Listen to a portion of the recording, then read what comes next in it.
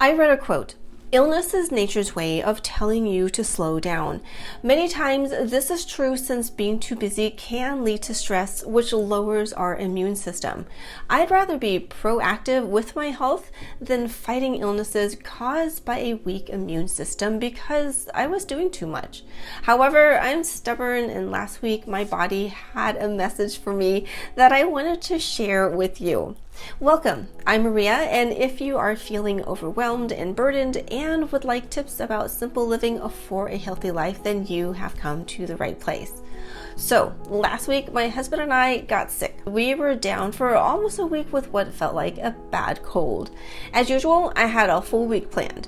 I had a lot to do for work and personal goals. However, I just felt like laying down the first couple days, so I canceled meetings and calls for work, and I had to cancel some appointments as well as a get-together with friends.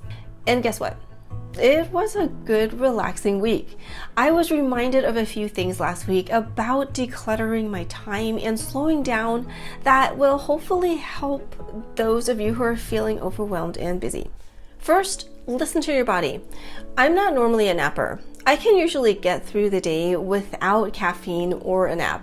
I'm the type who likes to get things done and will push myself to complete tasks until they're all finished. However, my body was telling me to go lay down for most of the days, and so I did. I also listened to my body in terms of what to eat and drink and when. The first couple days I wasn't hungry, so I didn't eat much, but when I was, I just wanted something very simple. My comfort food growing up is a Chinese congee or juk with leftover chicken, so I made a big pot of that, which lasted us a few days. Also, I was thirsty, so I drank a lot of water, broth, tea, and apple juice. It's interesting when we are sick that our body craves simple things. The bag of potato chips as well as the ice cream bars did not look appetizing at all during this time. Second, eliminate the unnecessary.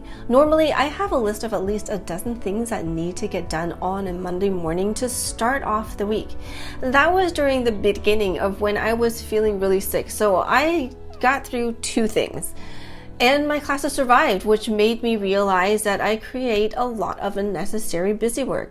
Some of the things on my list could be pushed off to the following week, but a few of the items were just unnecessary, and so they were eliminated. So this week reminded me to try not to create unnecessary tasks for myself that just waste time. Before I get to the last thing that I learned last week, are there things that you add to your day that may be unnecessary and can be eliminated? Let me know in the comments below.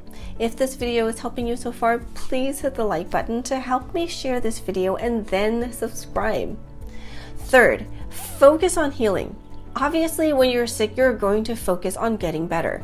And while I wasn't sleeping all day, I did rest a lot and finally had time to enjoy a few books that I really wanted to read. I also took out a coloring book that I bought 3 years ago but didn't have time to even open it. While I was coloring the first page of my book, I was wondering why it took me so long, and that it took me to get sick to finally enjoy my books and to color. After all, I am in control of how I spend my time, and being able to focus on these few activities that brought rest and healing to my mind and body made me see that it's not hard to carve time out for these things. It's necessary each day to focus on healing from the demands of the day and allow our body and mind to unwind. One thing I did decide this week was not to watch anything during the day. No videos, no news, no Korean dramas, nothing. Because I teach online, I really felt the need to give my eyes a break from the screen. So of course, that freed up a lot of time, which was great and made me assess how I spend my time. So before letting an illness force you to slow down, consider these tips when you are feeling well to keep you healthy and focused on important things in life. They say that an ounce of prevention is worth a pound of cure. Watch this video next on your journey to simple living for a healthy life, and see you in the next video.